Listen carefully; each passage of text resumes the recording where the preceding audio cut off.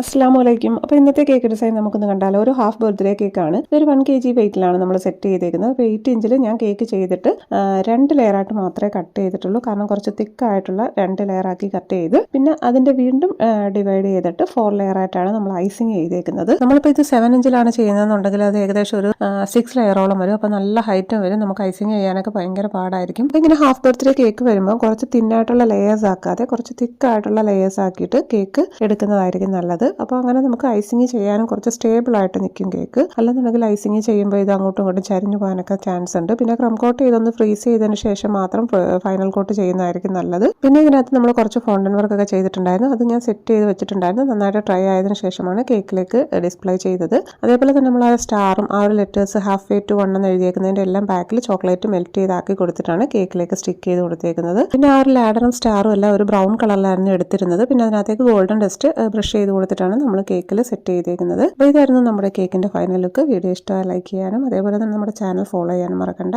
നല്ലൊരു വീഡിയോ ആയിട്ട് വീണ്ടും കാണാം. Thank you for watching.